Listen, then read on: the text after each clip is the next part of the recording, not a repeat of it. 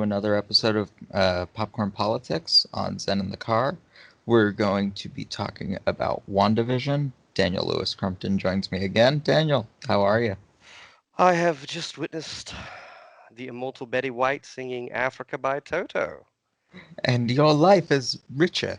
For It's been enhanced. I can't say that it has not. Betty White singing Africa by Toto has been the apex of my entire existence in this flesh suit. I, I can honestly say the same for myself.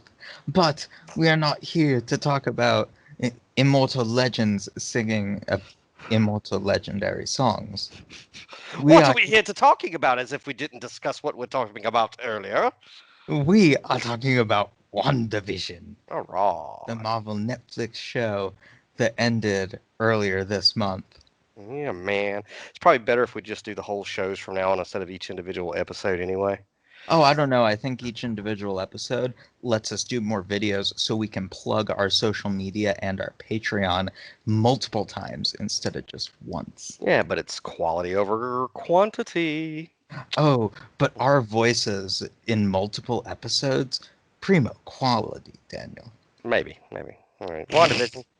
All right, WandaVision. you start. I mean, it was only like I wasn't biting my fingernails since they announced that they were doing it up until the day that it started coming out. So go No, ahead. definitely not. And Mm-mm, you weren't texting me about it every week. no, not at all. No. So WandaVision is the pseudo sequel to Avengers Endgame. After the second death of Vision, Wanda is broken and mysteriously living in a sitcom world where Vision is alive and human, and as the show goes on, we sort of peel back the layers of this weird world and begin to see the cracks in it, and maybe there's another external force at play. We're going to be spoiling the show, so spoiler alert, there is an external force at play, but not the one either of us predicted. I know because I talked to you about it. Yeah, I was wrong. We were wrong about a But lot. but to Marvel's credit, at this point, it's almost an industry to try to predict stuff with Marvel, and they're only getting better and better at misdirection. Yeah. Okay. We pred- we predicted a lot of things off camera, off mic, that just didn't even remotely come true. We thought the X-Men were going to show up. They didn't. Well, in my opinion, I believe they did. Photon, but well, Oh, Photon's not really an X-Men. well, whatever. We thought it was Mephisto. It wasn't. We thought Doctor Strange was going to show up. He didn't. Mm, That was my that was my fanboy hope and desire that we would see Doctor Strange in it. I mean, because it's like It we also knew that, made sense. yeah, it made sense, but it's also like I'm a Doctor Strange fan. You know what I'm saying? All this was like the fluffer for Doctor Strange for me.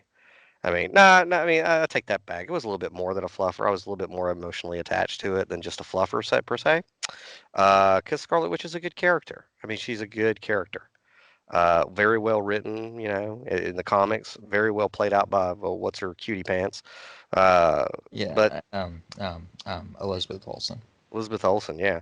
I mean, the character is just a really good character and uh, more realistic to quote unquote reality to people who do have extrasensory abilities or the ability to do anything, muck about with magic, which is outright this is what it becomes. It's the show kind of moves past that, oh well, she got her powers from an infinity stone and kind of says, well, that's not really the case. Case is she actually had abilities prior to the infinity stone, but that's getting to the end of the show. But it's getting into that type of an area of sorcery, witchcraft, magic, and that whole world, and I've dabbled in that world and walked those alleyways and everything.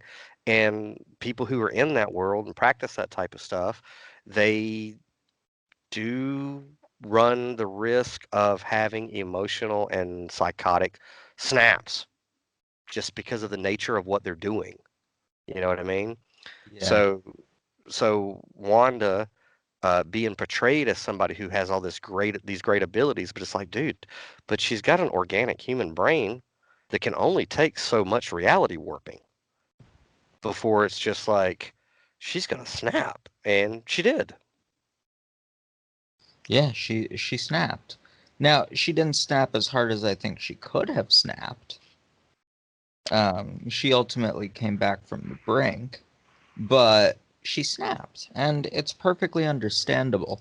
What I appreciated about WandaVision was that the show was about Wanda's pain. It was a really more than most other Marvel content. It really was a human story about grief. Yeah, Um, this is just another artistic outlet with the same themes that we've talked about with Picard, with Discovery, with a lot of these recent shows. It looks like they are focusing on grief and focusing on trauma and focusing on the different ways people deal with it and these different pieces of art that we're being given. I mean, it's like the writing's on the wall. And you know, and I don't know if I'm not saying it's some Hollywood conspiracy or whatever it is. I think it's just a feedback loop of the collective consciousness. We are creating art that is reflecting where we're at in society, and it's yeah. this type of thing. We are grieving, and you know, and yeah. So this show is basically based off of how this particular person would handle that grief. Mhm. Yeah, absolutely. I, every character is kind of dealing with grief in this show. Yeah, well, I mean, before we get all deeply philosophical about, it, I thought one of the brushes, the brush strokes I liked about the show was that it didn't start off like any other Marvel movie, okay, or any other Marvel story. Like it is doing a pattern interrupt from Endgame. Because we know the last time we saw these characters, it was in Endgame and it wasn't so good. But this didn't start off as it's a Marvel movie. It started off as a black and white I Love Dick Van Dyke Lucy show. sitcom show. Yeah. Yeah, this was episode one was okay. This was kind of a weakness for me, but it's purely a me thing. I didn't understand any of the sitcom references because I don't watch old sitcoms. So they were doing all these probably really cool callbacks, and I'm sitting here like, okay, this is funny, but it's not doing anything for me nostalgia wise. Oh, it did it for me, and I'll tell you why. Tell you why, Mr. Wade. Please do, Uh, Mr. a Fry. long time ago. No, a long time ago, when I was a little boy, I think it's probably my first crush. In all honesty, was Lucille Ball. And if I Love Lucy came on Nickelodeon or Nick at Night, I was watching it because I just thought she was the cat's meow. I love Lucy. She was so wholesome, you know, so proper. Or, you know, she was wholesome, goofy, fun, redhead. I like her. Anyway, but so I watched those shows all the time. And whenever WandaVision was doing the throwbacks to I Love Lucy, it tickled me. I enjoyed the crap out of it. Yeah, no, I mean, and it was made for that. That was the express purpose, but it didn't work for me on that level because it couldn't work for me on that Yeah, level. you're a whippersnapper. I got you. Yeah, I'm a whippersnapper. You're a whippersnapper. But yeah, I mean, and even in it, like when it's like okay, you know, and then they maintain the illusion. I think mostly for the first episode, but then they slowly acclimated you. You know, it's like especially with the commercials, they slowly acclimated you that wait a tick, something's not quite right here.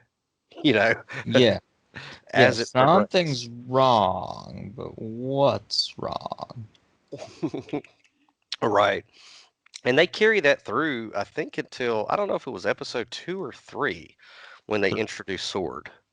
Uh, they actually don't introduce Sword until four. Was it 4? Okay, Yeah, well, I don't because know. I I watched it watched all the as one first big movie. I watched the first four episodes in one sitting, and then five, six, seven, and eight week by week. Yeah, so I mean, it was cool how they did that. They carefully waded us into the pool of what was going on through the eyes of Wanda and Vision. Like they're not quite sure. Like in I think it was the first episode where they had the dinner guests over and they're being questioned. It's like Wanda and Vision don't remember, or at least Vision didn't remember, and Wanda was just faking it apparently the whole time. Uh, but like I liked how they did that. They brought us in from that point of view, and so then by the time we get to Sword, we snap to the Marvel perspective that we're accustomed to with every previous movie, which is more, even the way that they use filters on the camera. It's Hmm. more, you know what I mean? I liked how Yeah. they did that. Yeah, no, there was definitely a stylistic difference and it was deliberate and I liked it. Yeah. I just what a good show to start off the Disney Plus Marvelverse. Hmm. What a good starting point because this was such a difficult show to pull off. This was such a difficult show to sell people on, Hmm. and they did it. Yeah, they did it. I mean, and to sell it, it was very wise too, because it's like, when if you were to ask anybody who doesn't read comic books, they just go to movies, we're going to do a big Marvel thing. Scarlet Witch and Vision aren't the two primary characters Well, that are going to be your biggest bets, and right? let me try to sell the average person on it from where Marvel's sitting. Okay, we're gonna do an 8 episode miniseries. It's gonna be about Wanda and Vision. It's gonna have no action sequences until the final episode. It's going to be in black and white for the first two. It's going to be a parody of old sitcoms from every decade. Yeah, And it's going to be in 20-minute increments with commercials and a live studio audience. yeah, man. That's why I'm pretty sure one of the names that they used to have for Marvel is the House of Ideas. Yeah, they still got Yeah. that title, Yeah. I mean, nobody is making content like Marvel. I know people say, oh, Marvel movies are so cookie cutter. And to a degree that tonally, that's largely true. The tone is usually fairly consistent. But stylistically, I don't know how you can say that because they're all incredibly different. I mean, compare WandaVision to Captain America the Winter Soldier. You Hmm. can't. Right. Yeah. I mean, they're the best. They're the best at what they're doing right Yeah. now. I Right. love DC, but DC can't compete with this. No, they really can't. DC DC has made my favorite movie of either studio, but on a one-to-one basis, they are not competing. Yeah, which is strange because my comic book guy, who owns a shop around here, says that at least last time I talked to him, he said that the actual Marvel comics aren't doing so great, but DC comics are. It's like the exact opposite of what's happening in Hollywood. But either Yeah. way, whatever. WandaVision. Now, of course, the one thing that everybody was right about right from the get-go was that the neighbor Agnes was actually Agatha Harkness. You know, That that was a gimme. that was like okay, we all got that one right. So Yeah, that was the free middle spot on the bingo board. yeah, that's what that was. BOGO, buy one get one. So, but and the whole, of course, it didn't dawn on me at first because of course the Quicksilver thing was a really cool. That That was was a mind good bender. misdirect. Whenever he showed up, and now what's the actor's name? Evan Peters. Okay, when Evan Peters showed up as Quicksilver, I think my theories went in every different direction, like an elaborate domino field. Like, oh my God, it means this is it. But come to find out in the long term, uh, this Ralph husband that Agatha Harkness kept referring to was him. But my favorite line was whenever Photon says boner, the way that the actor looks at her and says, boner. It's just like so Evan Peters so has a infantile. talent for Evan Peters is an incredibly talented actor. I Yeah, I don't know if you like the X-Men movies, but his Quicksilver in Days of Future Past is yeah. primo. Yeah. I mean, way prefer his Quicksilver over the other feller. Yeah. Just saying. Poor Aaron Taylor Johnson, he got nothing to do. Yeah, but okay, so yeah, so that was a cool thing. I mean, the whole what let's see, what was it that was when it became evident that this was all Wanda's doings, right? Now it did get a little murky there. Maybe I have to go back and rewatch it. No, I actually don't think it was that murky. Wanda did everything. She wasn't pushed. Agatha discovered it. Sword discovered it. She did it all on her own. Okay, all right. Well, I have to go back and rewatch it because I just ran through it, dude. I had to eat it up. So, I mean, and that was it. It did smack a lot of the House of M series. Obviously, it was nothing like the House of M series, but the spirit of that story from the comics was there, in that she's creating her own reality, and anybody who is a threat to it or a threat to the illusion that she's set up around it has they get to see Scarlet Witch tilt her head. You know what I mean? Which, Yeah. according to the memes, means it's about to go down. Mm. And either she knocks him out of the hex or whatever. Obviously, there's a lot of esoteric stuff in these movies, especially like the Doctor Strange. Anything associated with Doctor Strange, there's a lot of esoteric truth in what you're seeing, which is why I've never done a breakdown of Doctor Strange, by the way, uh, to my knowledge. I don't, yeah, I've never done like a show, and I love to break down movies and break the symbolism down, but I've never done Doctor Strange for good reason, because there's some stuff in those movies that some of these people don't need to know about. You know what I mean? It's like, I call those people toddlers with AK-47s, but there's a lot of deep truth in what they're expressing. Now, there are some people who, oh, it's promoting the black magic and the occult, and it's like, again, as we said previously, you're going to see what you want to see. Yeah, Okay. missing the movies don't necessarily promote anything usually. Uh, Filmmakers are there to tell a story, and if if you see a particular message, well, that's what you were primed to see. Well, I mean, it goes to people back in the 80s listening to heavy metal albums and then killing people. So if you take a maladjusted mind and you get them to watch a piece of art, that maladjusted mind is going to do maladjusted things with it. You know what I'm saying? Hmm. If you take a rational, logical person who's grounded in as much reality as they can be, who can see it for the symbolism and the overall message, the myth, and they're a good-hearted, well-balanced mentally person, they're going to take away a good message. I mean, sure, you could look at Doctor Strange or Scarlet Witch and be like, "Yeah, it's promoting black magic," but it's like, that's what you're looking for, dude. So here you Yeah, go. yeah, you wanted to see that. You were looking for that.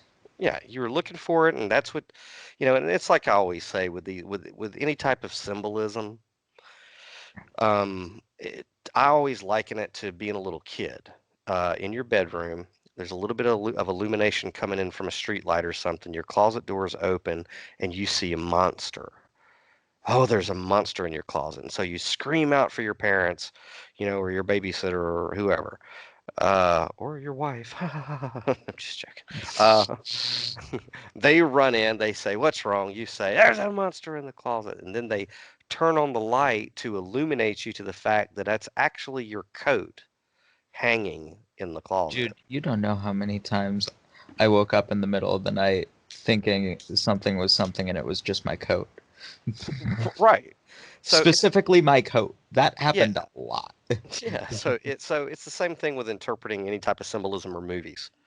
If you're not illuminated, you're gonna see a monster in the closet. If the lights are on, you're gonna be able to take this. A symbol is what we make it. It's neutral. Those are tools. So, there's a lot of that in this show. And it looks as if Marvel is going further and further into that area leading up to multiverse. So, that being said, the whole idea that it's a hexagram, hex, right? It's a hex and then six. So, you have all those layers going, but it's like Marvel knows what they're doing. They're not completely idiotic when it comes to the occult. So, but if it makes people aware on some Yeah. level. Yeah. Uh, the way I view movies is okay, maybe that is what the person is trying to tell me. Maybe that's the screenwriter's intent. But you have to invoke death of the writer sometimes and just take your own message away. Yeah, I think you have to do that every time. Yeah. Uh, You have to do it every time because I mean, because my favorite movie ending, Inception, if Christopher Nolan tells me if the top fell over, that doesn't change my interpretation of whether the top fell over. right. And if you're a true creator or a writer or whatever, I mean, it's part of the craft. Is once you release that baby, it's no longer yours. No. You may get royalty checks, but it's not your baby anymore. You got to let it go, and leave it to them. Which that's the beauty of being an artiste in some type of a way. Is that's a big vulnerability. You know what I mean? Mm-hmm. So I wax poetically whilst we talk about WandaVision. But someone I think we have to give credit to here. We have to give a lot of credit to Elizabeth Olsen and Paul Bettany. Oh yeah, dude. Paul Dude, Bettany's just a pimp anyway. they killed it. Yeah, Paul Bettany, I love. Man, he's awesome. His Have, disposition is just real great. Wait, uh, is have, that have correct? His disposition. disposition is really great. I don't think that's Uh, what I meant to say. uh, it works. I get what you were going for. His presence, his aura. Hmm. Uh, have you seen Master and Commander? Mel Gibson and Anthony Hopkins? No. Oh no, you're talking about what's the dude from Australia? Russell Crowe Russell and Paul Crowe. Bettany. Yes, I have seen that years ago. Good movie. Really good. It's probably still my favorite work of Paul Bettany's. Um, I but liked him in A Beautiful Mind. Also, Russell Crowe. he's he's solid in A Beautiful Mind. Russell Crowe is such an underappreciated actor. Sorry, getting off track. Yeah, we are getting off track a little bit. So, anywho, back to Paul Bettany and Elizabeth Olsen, great in this. Catherine Hahn as Agatha, great. Who's the actress who plays Monica Rambeau? She's great too. Who yeah. is that? All these guys brought their A game to this one. Darcy's great. Oh, Jimmy Woo, great. Yeah, I didn't like him in Ant-Man, but I liked him in this. I thought he was neat in this Uh, one. Teyona Paris. Okay, yeah, they all did a great job. I mean, the Yeah. whole thing was very. I mean, they had to because again, this was it was as close as to a gamble as Marvel could do. Yes, and this was a gamble. I didn't think it was going to be good. I had a strange, like, I liked all the promotional material, but I had this strange feeling like this isn't going to work. Yeah. And it Then worked.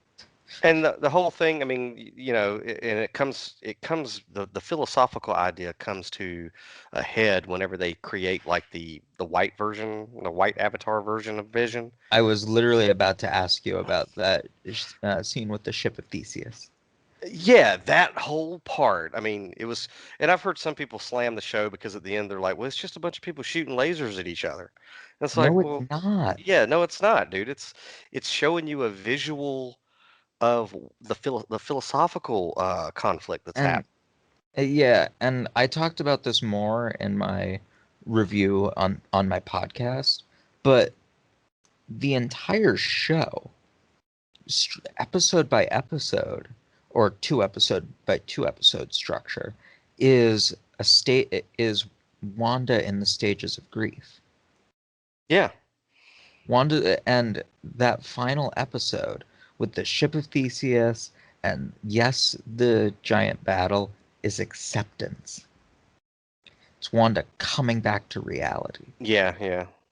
Well, I mean, with the getting back to the ship of Theseus thing, I want to talk a little bit about that more, but I think we're 30 minutes in, so time to pay some bills.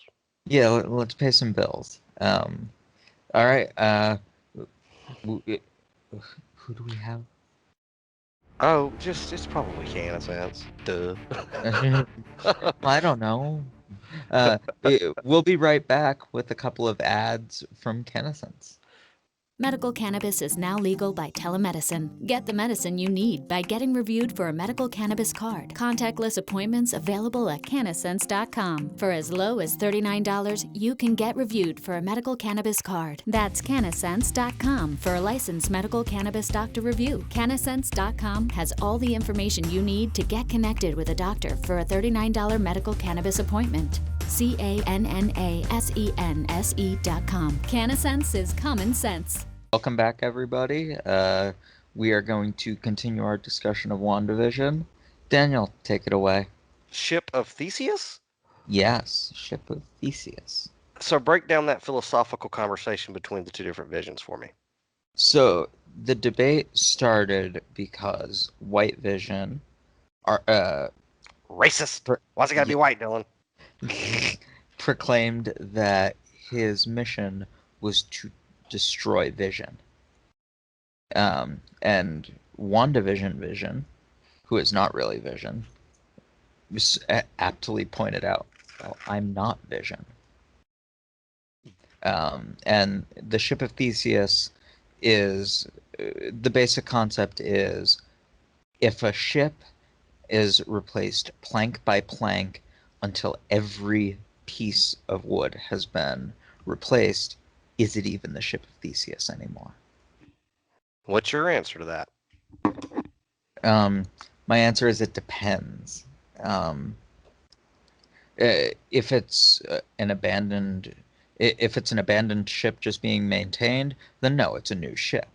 If there's a crew and there's still people on the ship, then it is the same ship because the ship is the crew.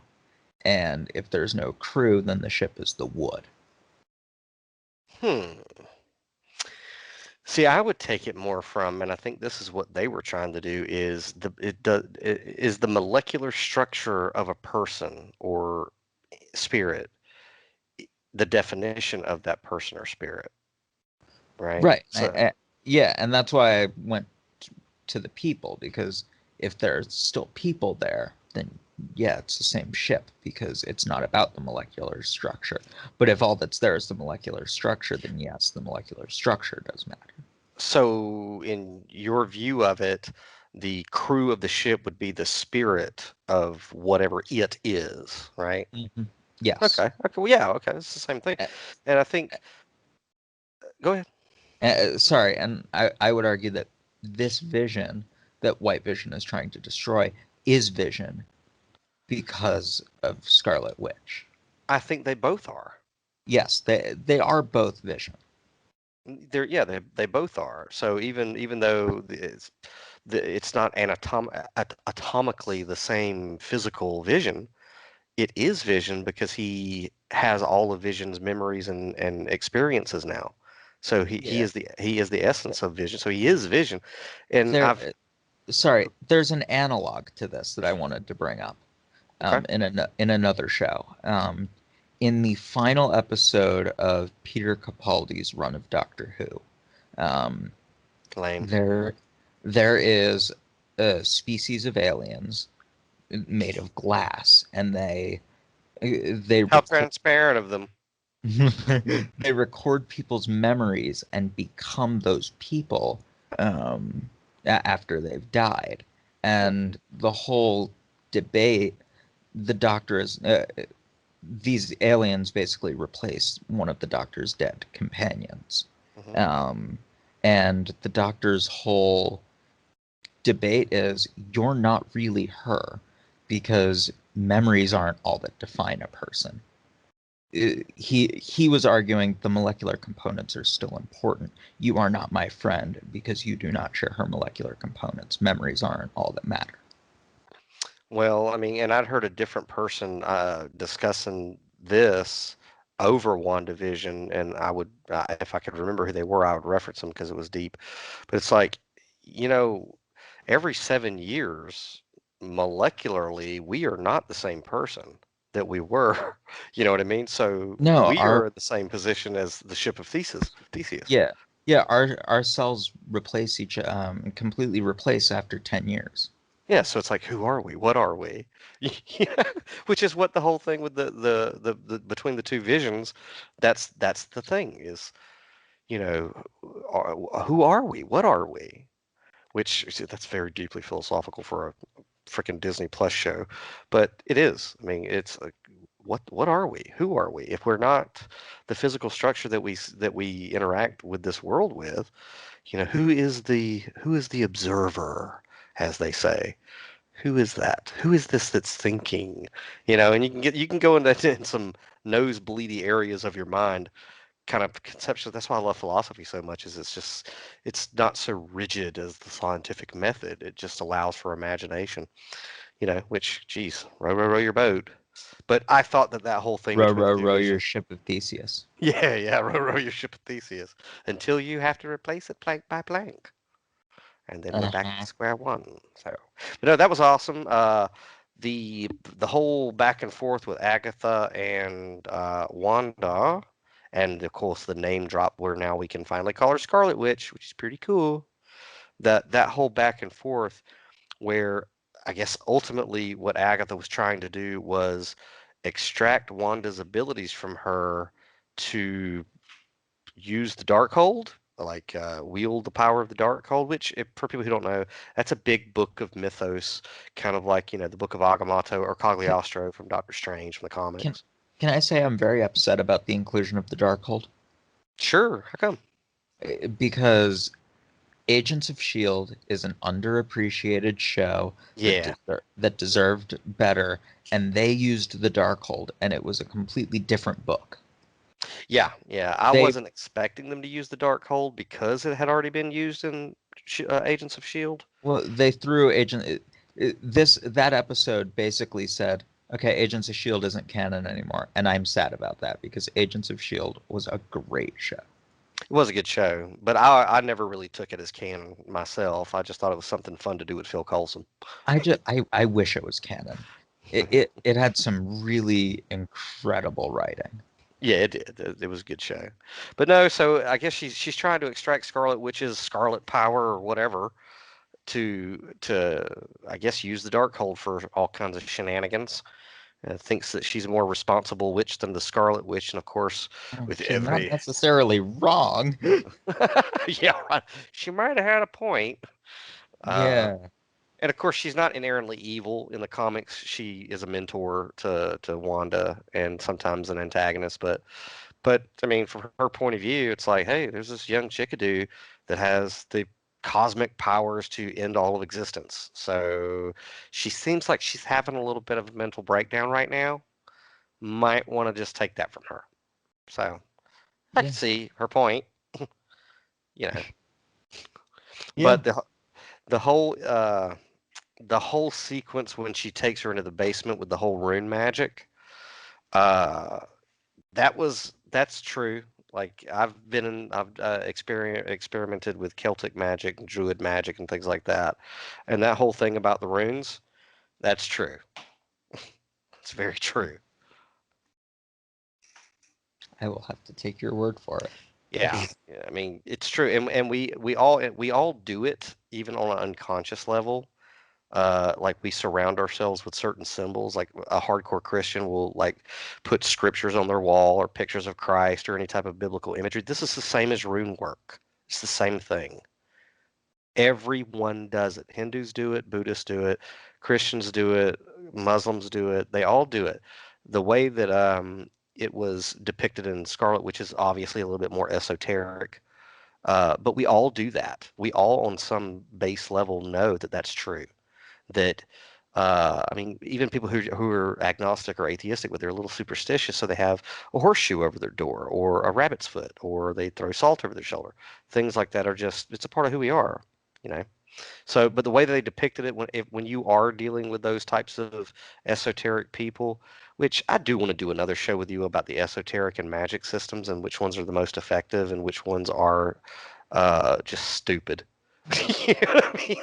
Just Uh, I mean, okay, but when you ask the question, which of them is the most stupid? Me, somebody who doesn't believe in magic, goes, all of them, sir.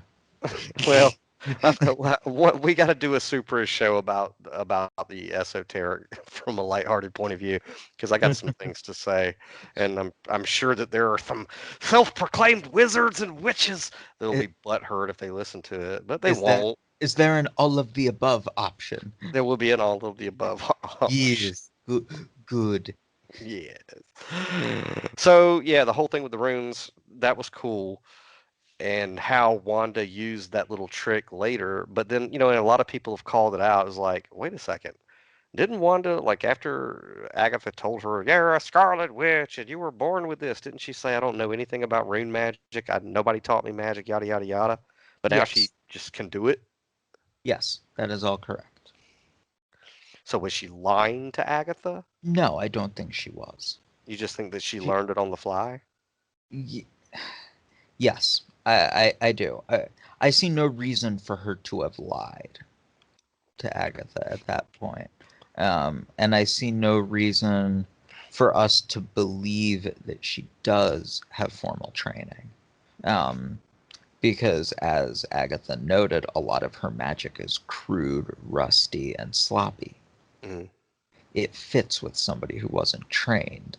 Um, if she was trained, it would almost make you wonder, well, why wasn't she more prepared?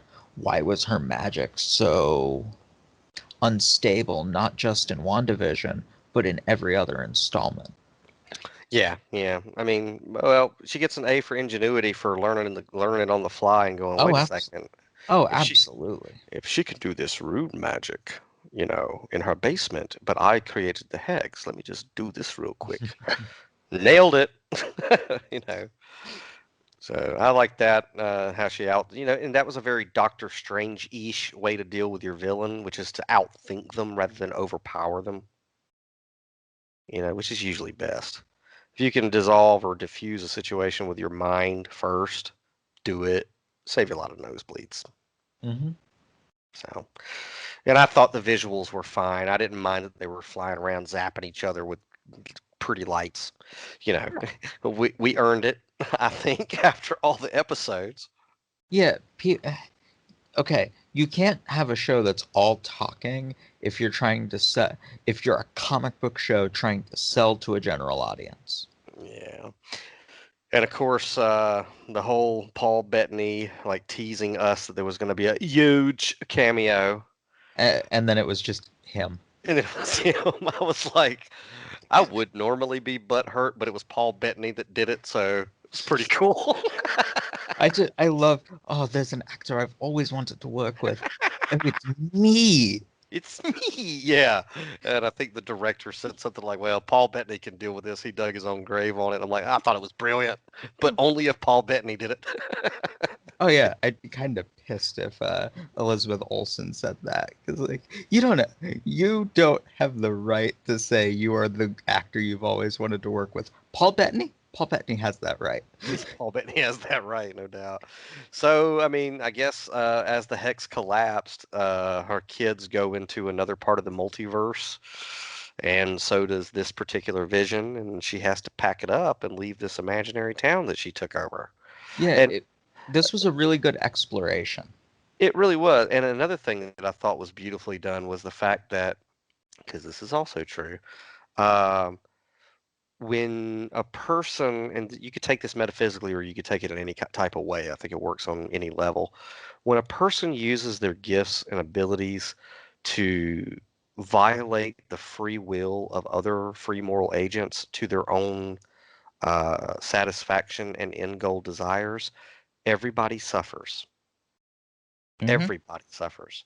So you can say, okay, well, take away the magic. You could do in a workplace if you're that manipulator type person in order to move up in the corporate ladder or whatever, and you're spinning everybody in all the cubicles and the different storylines and the office drama, which thank God I don't have to deal with anymore in my life. But I've seen it, and everybody suffers. Everybody suffers, even when your intentions are so well. When you override other people's free will or take their ability to choose for themselves away, people hurt.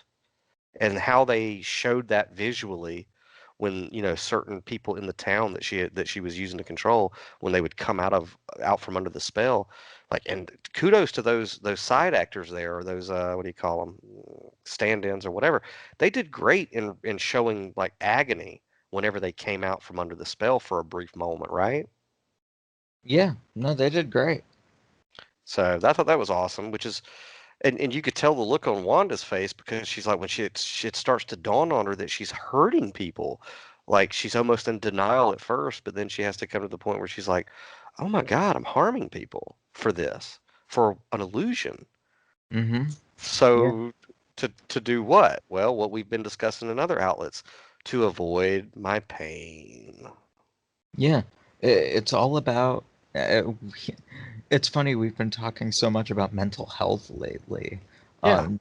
on this channel, and this whole show was Wanda using an unhealthy coping mechanism and dragging everybody else into her spiral. Yeah. The And way go ahead. sorry, and the next show in the Marvel Disney Plus verse, Falcon and Winter Soldier, is all about PTSD. Is it? I haven't started it yet, so keep your mouth shut.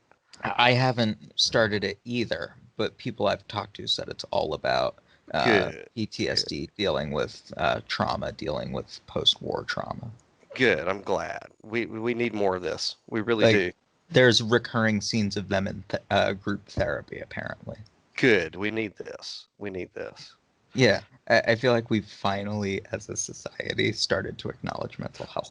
Well, and it's not to get too far back into that topic, but before I was considering, therapy and going into full-time recovery for everything, and I'm rationalizing in my head, I go, well, shoot, Steve Rogers goes to a 12-step group too after, so it's like if If Captain it's good America enough for has, Steve Rogers. yeah, if Captain America goes to a 12-step group, I guess I can too, because it's Captain America. Side note on Captain America. I don't know if I ever told you this, but one time, not just one time, but this particular time I had to go to court. And I dressed very nicely for court, with a coat jacket, a suit jacket or whatever. But I wore underneath the suit jacket a Captain America T-shirt. So while I was talking to the judge the entire time, he had to stare at an American icon. How do you rule against that? I don't know. How do you? Not Did guilty. he? All Oh, right. I walked, buddy. I walked. Good. Good man. Yeah. So, anywho, but yeah, I think it's good I think that it's good that Marvel is doing this about mental health. I mean, it's good because this is gonna affect our kids too, in a good way, just like the comics did for us. Is to be like, a lot of the problems with mental health and distress is that people don't want to talk about it because they feel like they're alone and nobody understands. And they feel weak. Yeah, and they feel weak. So now you actually have superheroes who are saying, "I need help." You know what I mean? Yeah. Uh, so And it's not coming in that form of like Steve Rogers sitting in a chair talking to you through school help videos. right, right. Well, you're in detention. But yeah, it's a good thing. And And this was uh, a great show. yeah, it was. And of course it was a good intro for what I anticipate will be one of the greatest Marvel movies, which is into the multiverse of madness. Uh, and I have some speculations. I don't know if, because of I think the after credit scene of this one, she's, back in Slovakia or wherever. Is that right? Slovakia? Yeah, I don't know where she was. I don't think they said.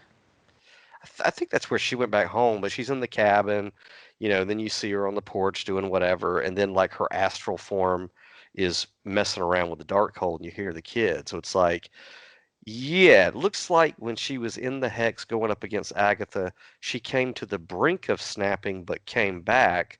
But Hmm. it looks to me like by the time she got to that cabin, she's on the other side, dude. Like she didn't necessarily snap, she just stepped over of her own volition because those are her kids, and Yeah, you know what I mean. she's gone past the brink, but it's not because she lost her mind. It's because she lost her kids. Right. Yeah, and But I mean, we'll see how that goes. I was thoroughly impressed with this show, me like too. on every level. Me too, and it has my gears turning about what's going to happen in multiverse. Some people say that she's not going to be the villain or whatever. More likely than not, they will make her a villain partially, and then she'll like redeem Sh- herself at the end of the She'll freaking be movie. she'll be an antagonist, not a villain. Yeah, but I just can't. And I hope that they do it that way. I hope that they do do that and not just make her like a sidekick for Doctor Strange in Multiverse of Madness. I Because was I want. really worried they were going to go that way. I Ah, was they really don't. worried when I saw the end credit scene that he was going that she was going to be in Doctor Strange's temple. Yeah, I hope they don't do that because I've got to see Doctor Strange go toe to toe with Scarlet Witch. I think that would be awesome. I've got to see it because he's the only one that held his own up against Thanos. And if you want my honest opinion, I think that he didn't overtake Thanos because he knew the one outcome. And the only other person who had a shot at taking Thanos down was Scarlet Witch. So if we don't see Doctor Strange and Scarlet Witch going at it, then we're all going to be very disappointed. And I know that they know that. And so I don't anticipate that. But it's going to be cool either way. I mean, now I checked some of my feed and they said they're releasing images, leaked images of Clea, which will be awesome.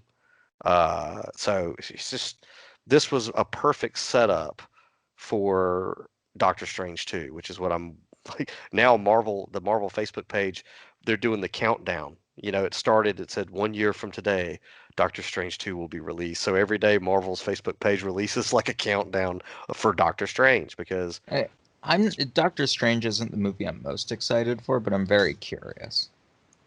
really, which one are you in this phase? Eternals. See, it's the Eternals, dude. Okay, well, I'll give it a I shot, but I love Chloe Zhao, the director, and I love the cast. The cast is just fantastic. well, So I think I'm yeah. I think I only read a couple of Eternals comics, so but I mean, I'm not going to turn anything Marvel has to offer down. But mine is obviously Doctor Strange 2. That's the most anticipated one I'm waiting for. But a razor thin second is obviously Spider-Man: No Way Home. Spider-Man: No Way Home is probably second for me.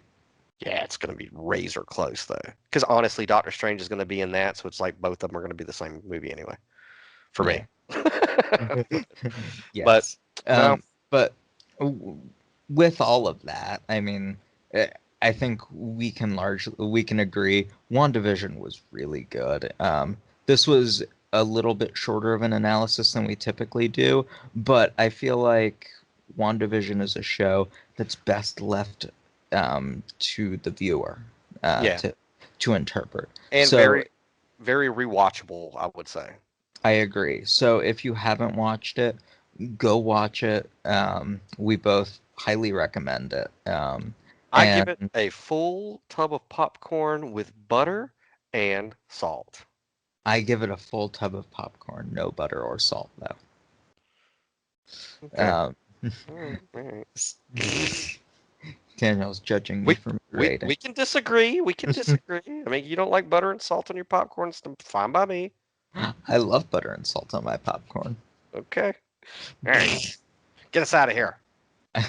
All right, that will conclude our discussion of WandaVision.